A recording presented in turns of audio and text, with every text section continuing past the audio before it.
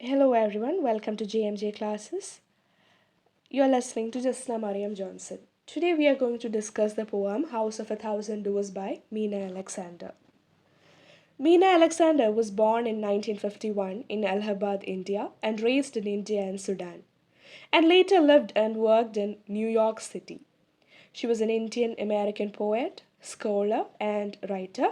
She has passed away in the year 2018. Her works were mainly about migration, memories, desire, identity, place and family. ഇപ്പം നമ്മൾ കണ്ടു Meena Alexander ജനിച്ചത് അലഹബാദിലാണ്, വളർന്നത് ഇന്ത്യയിലും സുഡാനിലുമായിട്ടാണ്.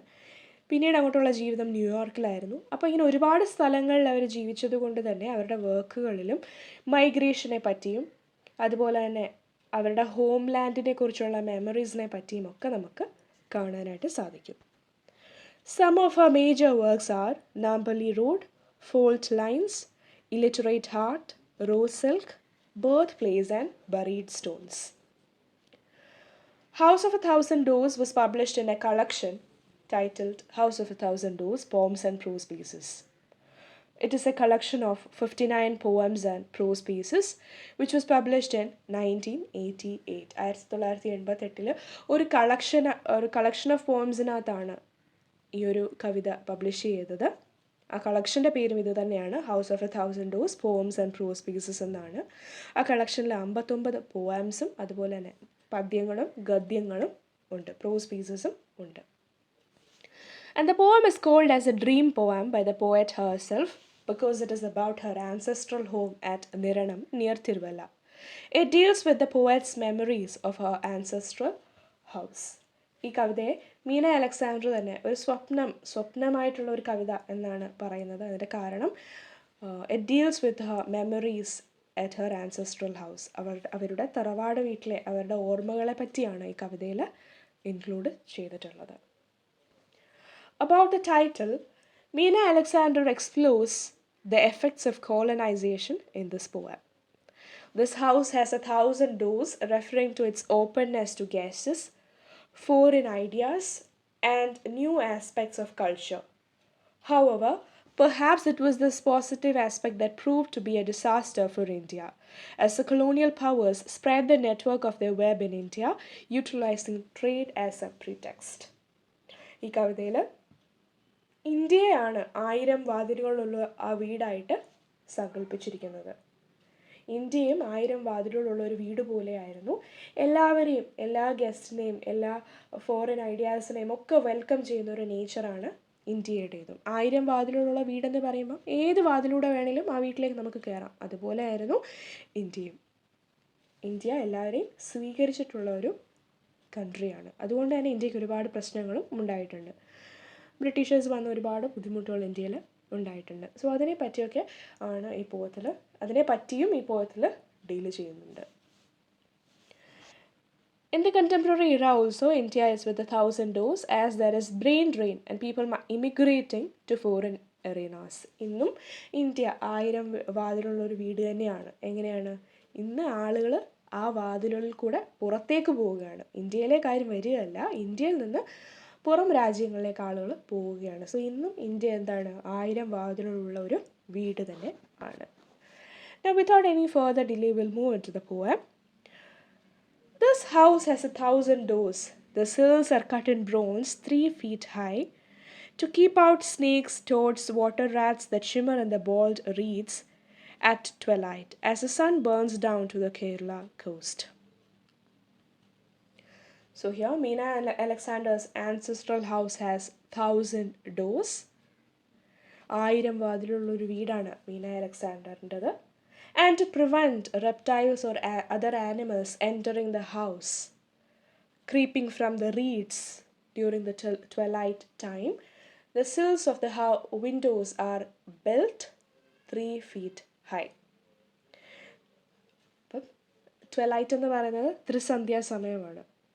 അപ്പോൾ ആ ഇരുട്ടത്ത് ഈ പുല്ലുകളൊക്കെ വളർന്ന് നിൽപ്പുണ്ടായിരിക്കും. കേരളത്തിൻ്റെ ഒരു ടെറൈൻ എന്ന് പറഞ്ഞാൽ അങ്ങനെ കുറേ പുല്ലുകളൊക്കെ ഉണ്ടാകും. ആ പുല്ലുകളുടെയൊക്കെ ഇടയിലൂടെ ഇഴജന്തുക്കളും മറ്റ് മൃഗങ്ങളും ഒന്നും അല്ലെങ്കിൽ മറ്റ് ജന്തുക്കളും ഒന്നും വീട്ടിലേക്ക് കടക്കാതിരിക്കാൻ ആ വീടിൻ്റെ ഉമ്മറപ്പടി 3 അടി മുകളിലായിട്ടാണ് വച്ചിരിക്കുന്നത്. കാണാൻ നിങ്ങൾക്ക് മനസ്സിലാവുന്നുണ്ടല്ലോ അല്ലേ? ആ സില്ലെന്നുള്ളത് കാണിക്കുന്നത് കൊണ്ട് നമുക്ക് മനസ്സിലാവുന്നുണ്ടാവും. വിൻഡോയുടെ അല്ലെങ്കിൽ ഡോറിൻ്റെ ഒക്കെ ആ പടിയെയാണ് സില്ലെന്ന് പറയുന്നത്. സോ ആ ഉമ്മറപ്പടി അല്ലെങ്കിൽ ആ വാതിൽപ്പടി എന്താണ് 3 അടി മുകളിലായിട്ടാണ് വെച്ചിരിക്കുന്നത്. എന്തിനാണ്?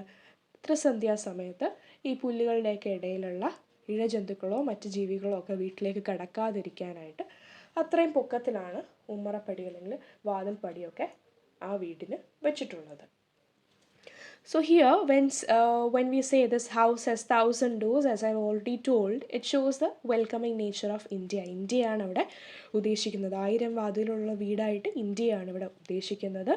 And it deals with the India's philosophy അതിഥി ദേവോ ഭവ. എല്ലാവരെയും അതിഥികളെ ദൈവത്തിനെ പോലെ കൺസിഡർ ചെയ്യുന്നത്, എല്ലാവരെയും സ്വീകരിക്കാൻ കഴിവുള്ള ഒരു നേച്ചറിനെ, ഇന്ത്യയുടെ ഒരു നേച്ചറിനെ തന്നെയാണ് അവിടെ ആ വീടിനെ കൊണ്ട് ഉദ്ദേശിക്കുന്നത്. And it says that the sills are cut in bronze. ആ വാതിൽപ്പടി ഉണ്ടാക്കിയിരിക്കുന്നത് അല്ലെങ്കിൽ അവിടെ ഉപയോഗിച്ചിരിക്കുന്ന ലോഹം എന്താണ്? ബ്രോൺസിൻ്റെത് ആണ്. So we all no bronze is an alloy. അത് ഒരു ലോഹം മാത്രമല്ല, അതിനകത്ത് എന്താണ്? 2 എണ്ണം ചേരുന്നുണ്ട്. കോപ്പറും ടിന്നും കൂടെ ചേർന്നിട്ടുള്ള ഒരു ഇതാണ് ബ്രോൺസ്. ഒരു അലോയ് ആണ് ബ്രോൺസ് എന്ന് പറയുന്നത്. അത് again shows India's inclusive nature of various culture. India എന്ന് പറയുന്നത് എന്താണ്? ഒരുപാട് സംസ്കാരങ്ങളുടെ ഒരു കൂടിച്ചേരലാണ്. അതുതന്നെയാണ് ബ്രോൺസ് എന്ന് പറയുന്നതിലൂടെ ഉദ്ദേശിക്കുന്നതും. ഇന്ത്യ എന്ന് പറയുന്നത് ഒരു സംസ്കാരം മാത്രമല്ല, it is A mixture of different and various cultures. അതുപോലെ ഇവിടെ സ്നേക്സ്, ടോഡ്സ്, വാട്ടർ റാറ്റ്സ് എന്നൊക്കെ പറയുന്നുണ്ട്. ഞാൻ പറഞ്ഞു ത്രിസന്ധ്യാസമയത്ത് ഈ ജന്തുക്കളൊന്നും വീട്ടിൽ കയറാതിരിക്കാനാണ് ആ വീടിൻ്റെ ഉമ്മറപ്പടി 3 അടി മുകളിലാക്കി വെച്ചിരിക്കുന്നതെന്ന് പറഞ്ഞു. സോ ഈ ജീവികൾ ഏതെങ്കിലും നമ്മുടെ വീട്ടിൽ കയറിയാൽ എന്തായിരിക്കും അവസ്ഥ? നമുക്കത് ഒരുപാട് ബുദ്ധിമുട്ടുകളുണ്ടാക്കും അല്ലേ? അതുപോലെ തന്നെയാണ് ഇന്ത്യയിലേക്ക് ബ്രിട്ടീഷേഴ്സിൻ്റെ വരവും. ഇന്ത്യയിൽ ഒരുപാട് ബുദ്ധിമുട്ടുകൾ ഉണ്ടാക്കിയിട്ടുള്ള അൺവെൽക്കംഡ് ഗസ്റ്റസ് ആയിരുന്നു എന്ത്? ഈ സ്നേക്കും ടോഡ്സും റാറ്റ്സും ഒക്കെ. And also the poetess criticizing the Britishers' idea that they considered India as the land of snake charmers. ഇന്ത്യയെ പാമ്പുകളുടെയും പാമ്പാട്ടികളുടെയും ഒക്കെ നാടായിട്ടായിരുന്നു ബ്രിട്ടീഷേഴ്സ് കൺസിഡർ ചെയ്തിരുന്നത്. ബ്രിട്ടീഷേഴ്സിൻ്റെ ഒരു സ്റ്റീരിയോ ടൈപ്പ് അതായിരുന്നു. ആ ഒരു ഐഡിയയും ഒരല്പം കളിയാക്കിക്കൊണ്ടാണ് ഇവരത് ഇവിടെ പോയറ്റ് അതിനെപ്പറ്റി പറഞ്ഞിട്ടുള്ളത്. So I hope the idea is clear. The first answer is clear. This house has 1,000 doors and the sills of this house is kept 3 feet high in order to prevent reptiles coming into the house. വീട്ടിലേക്ക് ഇഴജന്തുക്കളൊന്നും കയറാതിരിക്കാൻ 3 അടി പൊക്കിയാണ് അതിൻ്റെ വാതിൽപ്പടി വെച്ചിരിക്കുന്നത്. 1000 വാതിലുള്ള ഒരു വീടാണ് മീന അലക്സാണ്ടറിൻ്റെ തറവാട് വീട്. The roof is tiled in red, pitched with a silver lightning rod, a pro, set out from land's end bound nowhere. In dreams, waves lilt a silken fan in grandmother's hands, shell-colored, utterly bare as the light takes her. So here, in the second stanza comes the house's physical description. Like typical Kerala houses, the roof is tiled in red. Contrasted against it is a silver lightning rod pointing up to nowhere. ഇപ്പം നിങ്ങൾ കണ്ടിട്ടുണ്ടായിരിക്കും നമ്മുടെ നാട്ടിലെ ഒരു typical Kerala ഹൗസിൻ്റെ വീടിൻ്റെ ഓടിൻ്റെ colour എന്തായിരിക്കും? ഒരു red കളറായിരിക്കും. അതിനെ കോൺട്രാസ്റ്റ് ചെയ്യുന്നത് പോലെ അവിടെ ഒരു സിൽവർ ലൈറ്റ്നിങ് റോഡും ഉണ്ട്. ഒരു ലൈറ്റ്നിങ് റോഡുണ്ട്, ഒരു ലൈറ്റ്നിങ് അറസ്റ്ററും ഉണ്ട്. കാണാം, നിങ്ങൾക്ക് ആ പിക്ചറിൽ കാണാമല്ലോ. ഒരു സിൽവർ കളറിലെ ഒരു ദണ്ട്, ഒരു സിൽവർ കളറിലെ ഒരു റോഡും ഈ ചുമന്ന കളറിലെ ഓടിനെ കോൺട്രാസ്റ്റ് ചെയ്യുന്നത് പോലെ ഈ വീടിൻ്റെ മുകളിൽ ഉണ്ട്. And that rod is pointing up to nowhere. അത് എവിടേക്കാണ് പോയിൻറ്റ് ചെയ്യുന്നതെന്ന് ചോദിച്ചാൽ നമുക്ക് പറയാൻ പറ്റത്തില്ല. ആകാശം ഇങ്ങനെ ഭയങ്കര വാസ്റ്റായിട്ട് കിടക്കുകയാണ്. സോ അതിൽ എവിടേക്കോ ഈ റോഡ് പോയിൻറ്റ് ചെയ്യുന്നുണ്ട്. And it is pointing up to nowhere. Here the direction to nowhere signifies a lack of hope from the point of view of the displaced Malayali, a sense of homelessness, not belonging to a particular place. ആ nowhere എങ്ങോട്ടേക്കെന്നില്ലാതെ അതിങ്ങനെ നിൽക്കുന്നു, ആ silver lightning road നിൽക്കുന്നു എന്നുള്ളത് കാണിക്കുന്നത് എന്താണ്? ഒരു ഹോപ്പ്ലെസ്നെസ്സിനെയാണ്. ഇനി എന്ത് എന്നറിയാത്ത ഈ നാട്ടിൽ നിന്നും പോയിട്ടുള്ള ആളുകളുടെ ഒരവസ്ഥ, ഈ നാട്ടിൽ നിന്നും ജോലിയൊക്കെ അന്വേഷിച്ച് പുറത്തേക്ക് പോയിട്ടുള്ള ആളുകളുടെ തുടക്കകാലത്തിലുള്ള അവരുടെ ഒരു ഹോപ്പ്ലെസ്നെസ് ഉണ്ട്. ഇത് എങ്ങനെയാകും, ഞാൻ കുറേ പൈസ മുടക്കി, എന്താകും, ശരിയാകുമോ എന്നൊക്കെ ഉള്ള ഒരു ഹോപ്പ്ലെസ്നെസ് ആണ് ആ നോ വെയർ കൊണ്ട് ഉദ്ദേശിക്കുന്നത്. എങ്ങോട്ടെന്നില്ലാതെ നിൽക്കുന്ന ഒരു silver lightning rod which shows ഇവിടെ നിന്ന് പോയിട്ടുള്ള ആളുകളുടെ അവസ്ഥയാണ് കാണിക്കുന്നത്. There is utter hopelessness. ശരിയാകുമോ, എന്താകും എന്നൊക്കെ ഉള്ള ഒരു ഹോപ്പ്ലെസ്നെസ് ആണ് ഇവിടെ കാണിക്കുന്നത്. So I've already told that Meena Alexander talks about the themes of migration, memories, etc. ഞാൻ ഓൾറെഡി തുടക്കത്തിൽ പറഞ്ഞതാണ്. So here she talks about the hopelessness of the displaced or migrated people. ഇവിടെ നിന്ന് മൈഗ്രേറ്റ് ചെയ്തിട്ടുള്ള ആളുകളുടെ ഹോപ്പ്ലെസ്നെസ്സിനെ കുറിച്ചാണ് അവിടെ ഉദ്ദേശിക്കുന്നത്. And then says about a grandmother. In dreams, waves lilt, a silken fan in grandmother's hands, shell-colored, utterly bare as the light takes her. So in her dreams, she sees her grandmother. ഇവരുടെ സ്വപ്നങ്ങൾ അവർ ആരെ കാണുകയാണ്? നമ്മുടെ മീന അലക്സാണ്ടറിൻ്റെ ഗ്രാൻഡ് മദറിനെ കാണുന്നു. And it is not a clear image, ഒരു വ്യക്തമായിട്ടുള്ളൊരു ഇമേജ് അല്ല അത്. Utterly bare as a light takes her, അത്ര ക്ലിയർ ആയിട്ടുള്ളൊരു ഇമേജ് അല്ല അത്. And the grandmother is holding a silky fan which is in shell color. Shell കളറിലുള്ളൊരു വിഷറി കയ്യിൽ, ഒരു സിൽക്ക് കൊണ്ടുള്ളൊരു വിഷറി ആ ഗ്രാൻഡ് മദറിൻ്റെ കയ്യിലുണ്ട്. ഷെൽ കളർ എന്ന് ഉദ്ദേശിക്കുന്നത് എന്താണ്? ഒരു ഓഫ് വൈറ്റ് ഓർ ക്രീം അല്ലെങ്കിൽ ബേജ് കളറിനെയാണ് ഉദ്ദേശിക്കുന്നത്. അത്തരത്തിലുള്ളൊരു സിൽക്കി ഫാനും അവരുടെ കയ്യിലുണ്ട്. And this grandmother in the poem is a combination of her politically active maternal grandmother Kunyu and domestic bound paternal grandmother Mariama. ഈ ഗ്രാൻഡ് മദർ, നമ്മുടെ ഈ പോയത്തിൽ കൊടുത്തിരിക്കുന്ന ഗ്രാൻഡ് മദർ, രണ്ട് ഗ്രാൻഡ് മദേഴ്സിൻ്റെ ഒരു കോമ്പിനേഷൻ ആയിട്ടാണ് ഈ പോയത്തിൽ കവി കാണിക്കുന്നത്. മീന അലക്സാണ്ടറിൻ്റെ അമ്മയുടെ അമ്മ, മെറ്റേണൽ ഗ്രാൻഡ് മദർ എന്ന് പറയുമ്പോൾ അമ്മയുടെ അമ്മയാണ് മെറ്റേണൽ ഗ്രാൻഡ് മദർ എന്ന് പറയുന്നത്. മെറ്റേണൽ ഗ്രാൻഡ് മദർ കുഞ്ഞു വളരെ പൊളിറ്റിക്കലി ആക്റ്റീവായിട്ടുള്ളൊരു സ്ത്രീയായിരുന്നു. രാഷ്ട്രീയപരമായി ഒരുപാട് ആക്റ്റീവായിട്ടുള്ള ഒരു സ്ത്രീയായിരുന്നു. അതേസമയം അച്ഛൻ്റെ അമ്മ മറിയാമ്മ എന്താണ്, വളരെ ഡൊമസ്റ്റിക് ആയിട്ടുള്ള വീട്ടുകാര്യങ്ങളൊക്കെ നോക്കി നടക്കുന്ന ഒരു മിടുക്കിയായൊരു സ്ത്രീയായിരുന്നു. സോ രണ്ടുപേരും രണ്ട് തരത്തിൽ തൻ്റെ കഴിവുകൾ പ്രകടിപ്പിച്ചിട്ടുള്ള രണ്ട് സ്ത്രീകളാണ്. ഈ രണ്ട് സ്ത്രീകളുടെ ഒരു കോമ്പിനേഷനാണ് നമ്മുടെ പോയത്തിലുള്ള ഈ ഗ്രാൻഡ് മദർ. ഓക്കെ, സോ ആ ഗ്രാൻഡ് മദറിൻ്റെ ഒരു ഇമേജാണ് പോയത്തിൽ കൊടുത്തിരിക്കുന്നത്. She is holding A silky fan which is in shell colour. Shell കളറിലുള്ള ഒരു ക്രീം കളറിലുള്ളൊരു വിഷറിയൊക്കെ കയ്യിൽ പിടിച്ചിങ്ങനെ നിൽക്കുന്ന ഒരു മുത്തശ്ശിയെ മീന അലക്സാണ്ടർ തൻ്റെ സ്വപ്നങ്ങളിൽ കാണുകയാണ്. She kneels at each of the 1,000 doors in turn, paying her dues. Her debt is endless. I hear the flute played in darkness, a bride's music. A poor fogged thing, I watch her kneel in all my lifetime, imploring the household gods who will not let her in. So in the last stanza, the poet describes this old woman, this grandmother, who kneels before every house to pay her debt. അപ്പോൾ അവസാനത്തെ സ്റ്റാൻസയിൽ ഈ grand മദറിനെയാണ് കാണിക്കുന്നത്, ഈ പ്രായമായ സ്ത്രീയാണ് കാണിക്കുന്നത്. She kneels before every house to pay her debt. അവരുടെ കടങ്ങൾ വീട്ടാൻ അവരെല്ലാ വീടിൻ്റെയും എല്ലാ വാതിലിൻ്റെയും മുൻപിലും പോയി മുട്ടുകുത്തി നിൽക്കുകയാണ്. The old woman in the poem symbolizes the motherland which was pushed into poverty by the invaders. അപ്പോൾ ഈ ഓൾഡ് വുമനെ ആരായിട്ട് കാണാം? ഇന്ത്യ ആയിട്ട് കാണാം. അവരവരുടെ കടങ്ങൾ വീട്ടാൻ എല്ലാ വാതിലുകളിലും പോയി മുട്ടുകുത്തി നിൽക്കുകയാണ്. So similarly India also after colonization was pushed into poverty. ഇന്ത്യയും ഈ ബ്രിട്ടീഷ് ഭരണത്തിന് ശേഷം ഒരുപാട് ദാരിദ്ര്യത്തിലേക്ക് വന്നു, ഒരുപാട് എക്സ്പ്ലോയിറ്റ് ചെയ്യപ്പെട്ടു. അപ്പോൾ എല്ലായിടവും പോയി തൻ്റെ കടങ്ങൾ വീട്ടാനായിട്ട് യാചിക്കേണ്ട അവസ്ഥ ഇന്ത്യക്കും ഉണ്ടായിട്ടുണ്ട്. So similarly this old woman is also kneeling before every doors to pay her debt. Poet writes her debt is endless. അവരുടെ കടങ്ങൾ തീരാത്തതാണ്, ഒരുപാട് കടങ്ങളാണ് അവർക്ക് ഉള്ളത്. It indicates the adverse effects of colonization. കോളനൈസേഷൻ്റെ എഫക്റ്റും കൂടെയാണ് അവിടെ കാണിക്കുന്നത്. And on the other side, the old woman also represents the life of women in patriarchal society.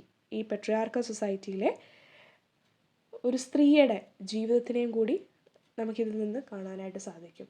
ഈ ഓൾഡ് വുമണിലൂടെ നമുക്ക് ഒരു സ്ത്രീയുടെ ചിത്രവും നമുക്ക് ലഭിക്കുന്നുണ്ട്. Her debts, her responsibility, her roles are endless from a daughter to a grandmother.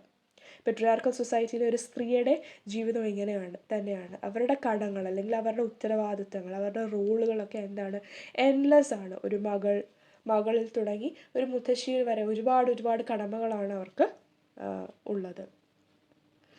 And it says, I hear the flute played in darkness, a bride's music. So on the background, a bride's music is heard. ഒരു കല്യാണത്തിൻ്റെ ഇതുമായിട്ട് ബന്ധപ്പെട്ടിട്ടുള്ള ഒരു വധുവിൻ്റെ പാട്ട് കേൾക്കാനായിട്ട് സാധിക്കുന്നുണ്ട്. ഒരു ഫ്ലൂട്ടിൻ്റെ മ്യൂസിക് നമുക്ക് കേൾക്കാനായിട്ട് സാധിക്കുന്നുണ്ട്. So here the old grandmother is juxtaposed against the young bride. അപ്പോൾ ഓൾഡ് ഗ്രാൻഡ് മദറിനെയും ആ യങ് ബ്രൈഡിനെയും ഒരുമിച്ച് കൊണ്ടുവന്നിരിക്കുകയാണ്. ഒരു സ്ത്രീയുടെ തന്നെ രണ്ട് തലങ്ങൾ, പ്രായമായ ഒരു തലവും അതുപോലെ ചെറുപ്പകാലത്തിലുള്ള ഒരു വശവും. So and here it says, a poor forked thing, I watch her kneel in all my lifetime. So the poet addresses the woman as a poor forked thing. Forked thing എന്ന് ഉദ്ദേശിക്കുന്നത് നമ്മുടെ ഫോർക്കില്ലേ, അതിനെന്താണ്, 1, 2, 3 ഒരു ബ്രാഞ്ചിൽ നിന്ന് 1, 2, 3 ഭാഗങ്ങളായിട്ടാണ് അത് വേർതിരിഞ്ഞിരിക്കുന്നത്. പക്ഷെ അതുപോലെ തന്നെ ഒരു സ്ത്രീ എന്ന് പറയുമ്പോൾ ഒരു വ്യക്തി മാത്രമായിട്ട് നിൽക്കുകയല്ല, അവൾക്ക് പല റെസ്പോൺസിബിലിറ്റീസാണ്, പല റോളുകളാണ്.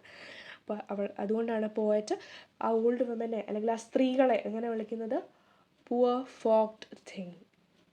So it refers to the bivalent or the dual aspects of womanhood as both young and old, mother and daughter. അങ്ങനെ പല റെസ്പോൺസിബിലിറ്റി, അമ്മയുമാണ് അതുപോലെ തന്നെ മകളുമാണ്. പ്രായമുള്ള കാലത്തും ചെറുപ്പകാലത്തും എല്ലാം എന്താണ്, ഒരുപാട് റെസ്പോൺസിബിലിറ്റീസാണ്. അപ്പോൾ ആ രണ്ട് തലങ്ങളെയും കാണിക്കാനായിട്ടാണ് പോയറ്റ് വുമനെ ഇവിടെ പുവർ ഫോക്ഡ് തിങ് എന്ന് പറയുന്നത്. And it says, the woman kneels all her lifetime driven by a patriarchal setup and keeps imploring the household gods who will not let her in. So here the letter G in gods is not capitalized. നമുക്ക് കാണാം, സാധാരണ God എന്ന് പറയുമ്പോൾ, ദൈവം എന്ന് പറയുമ്പോൾ ആ വാക്കിൽ എപ്പോഴും G ക്യാപിറ്റൽ ആയിരിക്കും. പക്ഷേ here the letter G is not capitalized. So hence the poet doesn't mention the real god. Instead she means men folks in the house. The woman here also stands for India, who stands kneeling before colonial powers, her back bent by oppression. ഒരു സ്ത്രീകൾ തൻ്റെ വീട്ടിലെ പുരുഷന്മാരോട് യാചിക്കുന്നത് പോലെ, അല്ലെങ്കിൽ യാചിക്കുകയാണ്, ജീവിതകാലം മുഴുവനും മുട്ടുകുത്തി നിന്ന് യാചിക്കുകയാണ്. സോ അവരെയാണ് ഹൗസ് ഹോൾഡ് ഗോഡ്സ് എന്ന് പറയുന്നത്. അപ്പോൾ വീട്ടിലെ പുരുഷന്മാരെയാണ്, ആണുങ്ങളെയാണ് ഹൗസ് ഹോൾഡ് ഗോഡ്സ് എന്ന് ഇവിടെ ഉദ്ദേശിക്കുന്നത്. അതുപോലെ അല്ലെങ്കിൽ ഇന്ത്യയുടെ ഭാഗത്ത് നമ്മൾ ചിന്തിക്കുകയാണെങ്കിൽ കൊളോണിയൽ പവറിൻ്റെ മുൻപിൽ മുട്ടുകുത്തേണ്ടി വന്ന ഇന്ത്യയിലെ നമ്മൾക്കിവിടെ കാണാനായിട്ട് സാധിക്കും. സോ ഇവിടെ ഹൗസിനെയും ഗ്രാൻഡ് മദറിനെയും ഒക്കെ നമുക്ക് രണ്ട് രീതിയിൽ കാണാം. ഒന്ന് ഒരു സ്ത്രീയായും മറ്റത് ഇന്ത്യയായും. സോ 1000 വാതിലുകളുള്ള ഒരു വീട് എന്ന് പറയുമ്പോൾ എല്ലാവരെയും സ്വീകരിക്കുന്ന ഒരു പെട്രിയാർക്കൽ നോംസിൽ പെർഫെക്റ്റ് ആയിട്ടുള്ള ഒരു വുമൺ ആകാം, അല്ലെങ്കിൽ എന്താണ്, എല്ലാ കൾച്ചേഴ്സിനെയും അക്സെപ്റ്റ് ചെയ്യുന്ന, അതിഥി ദേവോ ഭവ എന്ന കോൺസെപ്റ്റ് ഉയർത്തി കാണിക്കുന്ന, ഒരുപാട് സംസ്കാരങ്ങൾ ഒത്തുചേരുന്ന ഇന്ത്യയും ആകാം. അതുപോലെ ഇവിടെ കൊടുത്തിട്ടുള്ള ഗ്രാൻഡ് മദർ തൻ്റെ എൻലെസ് ആയിട്ടുള്ള, ഒരിക്കലും തീരാത്ത ഉത്തരവാദിത്തങ്ങളുടെ ചുമട് ചുമക്കുന്ന, തന്നെ അംഗീകരിക്കാൻ മുട്ടുകുത്തി യാചിക്കുന്ന ഒരു സ്ത്രീയാകാം. അതുമല്ലെങ്കിൽ കൊളോണിയൽ പവറിൻ്റെ മുൻപിൽ, ബ്രിട്ടീഷ് ഭരണത്തിൻ്റെ മുൻപിൽ എക്സ്പ്ലോയിറ്റഡായി എല്ലാം നഷ്ടപ്പെട്ട് ദാരിദ്ര്യത്തിലേക്ക് പോയ ഇന്ത്യയുടെ ചരിത്രവും ആ ഗ്രാൻഡ് മദറിൽ എവിഡൻ്റ് ആണ്. സോ രണ്ട് സൈഡാണ്, ആ ഹൗസിനും ആ ഗ്രാൻഡ് മദറിനും ഒക്കെ. ഇന്ത്യയും നമുക്കതിലൂടെ കാണാം, ഒരു സ്ത്രീയുടെ ജീവിതവും നമുക്കതിലൂടെ കാണാം. And also you can see the theme of displacement. നമ്മുടെ റെഡ് കളർ റൂഫിൻ്റെ മുകളിലുള്ള ആ silver lightning rod which points to nowhere, അവിടെ കാണിക്കുന്നത് എന്താണ്, ദ തീം ഓഫ് ഡിസ്പ്ലേസ്മെൻ്റ് ആണ്. സോ മൈഗ്രേറ്റഡ് ആയിട്ടുള്ള ആളുകളുടെ hopelessness is also dealt here. So on the whole, the poem deals with patriarchy and boundaries it establishes on women, post-colonial India, displacement felt by the migrated community and their yearning for home, and the multiple identities of women like daughter, wife, mother, grandmother and so on. So ഈ കാര്യങ്ങളൊക്കെയാണ്, അതായത് patriarchal സൊസൈറ്റിയിലെ സ്ത്രീയുടെ boundaries, post colonial India, അതുപോലെ തന്നെ migrated ആയിട്ടുള്ള ആളുകൾ, ഇതൊക്കെയാണ് ഈ പോയത്തിൽ ഡീൽ ചെയ്തിട്ടുള്ളത്. So I hope you understood the poem. Now we will see previous year's university questions from this poem.